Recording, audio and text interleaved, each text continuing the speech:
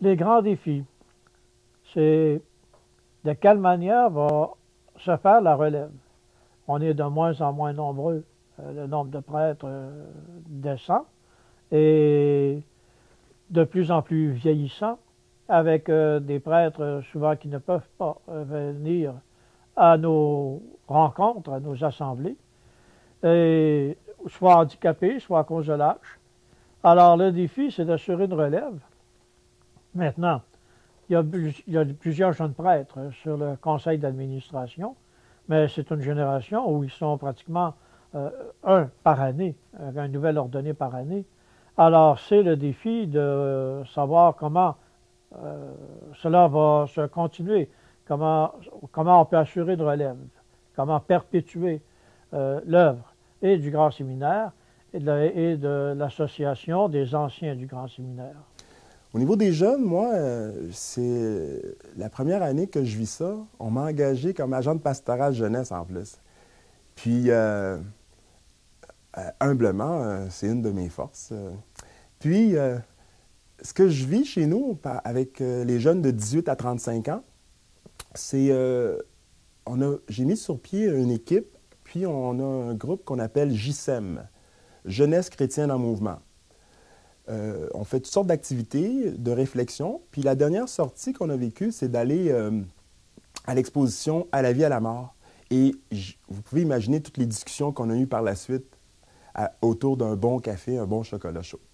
Autre chose, il y a les JMJ, les Journées mondiales de la jeunesse. J'ai la chance d'avoir 2 jeunes qui vont venir avec moi. Et c'est quand même cocasse de voir la façon que je rencontre ces jeunes-là.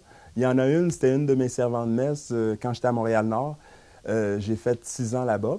Et autour d'un repas, elle m'a dit qu'elle était intéressée à vivre les JMJ, les Journées mondiales de la jeunesse. Puis là, on s'en va au Brésil l'été prochain, juillet, à Rio. Fait que ça va être toute une expérience, un pèlerinage. Au niveau des jeunes aussi, il y a le catéchuménat. Ça, c'est un beau défi. J'ai une dizaine de personnes que j'accompagne dans leur cheminement de foi, soit pour vivre la première communion, la confirmation, ou pour être baptisé, communié, confirmé.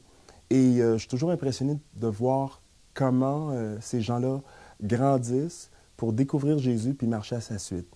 Et un dernier point, c'est la question de l'adoration. Bon, je vous avoue qu'il n'y a pas beaucoup de jeunes présentement qui viennent à l'adoration, mais je l'offre pour qu'ils puissent venir. C'est tous les vendredis soirs de 7h à 9h pour rencontrer le Seigneur dans une intimité et grandir dans leur foi. Leur engagement dans la vie ouvrière, dans la vie du travail, dans la vie civile, sociopolitique, c'est le rôle des laïcs, comme le Concile Vatican II, avec son décret sur l'apostolat des laïcs, s'est inspiré de l'action catholique. Alors moi, je pense bien que c'est le premier rôle des laïcs, même en paroisse. Et toi, Jacques? Moi, ce que je trouve intéressant dans le rôle des laïcs, c'est que ça paraît peut-être pas, mais ils sont interpellants pour les prêtres. Et moi, je suis toujours accroché par le fait de voir comment qu'ils s'interpellent mutuellement, que ce soit les jeunes, les plus vieux, les personnes âgées, les couples. C'est de toute beauté. Par exemple, nous autres, à la paroisse, on a un coin qu'on appelle le coin silencieux où les enfants font des dessins et puis leurs parents sont là avec eux, ils suivent la messe. Et ce qui me touche le plus, c'est quand il y a un jeune qui vient me donner un dessin pour le Seigneur, parce qu'il le fait pour le Seigneur, dans le fond. On voit la petite séduction. On pourrait effectivement faire à chaque paroisse une petite séduction. Ah oui, c'est bon ça! On pourrait faire une petite séduction pour justement démontrer, manifester la générosité des gens, leur imagination, leur façon de réagir devant telle ou telle situation, devant tel ou tel problème humain. Petite séduction entre nos paroisses. C'est bon! Moi, j'aimerais peut-être mentionner une autre chose avec la Saint-Vincent-de-Paul. Moi, il y a 2 dames qui s'impliquent en paroisse, puis je ne sais pas pourquoi, mais je les mélange tout le temps parce qu'ils se ressemblent. Puis, une, bon, je vais dire le nom, ça ne dérange pas. Une s'appelle Suzanne, puis une s'appelle Jacqueline. L'affaire, c'est que je me mélange toujours entre les 2. Mais juste pour dire que eux autres, là, c'est tellement comique parce qu'ils pensent que j'y niaise. Mais pourtant, c'est tout à fait normal. Je les mélangeais tout le temps. Puis dernièrement, ils m'ont souligné ça.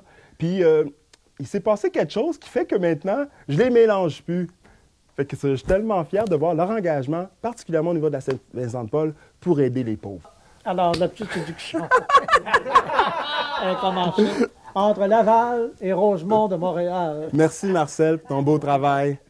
Prendre soin des laïcs.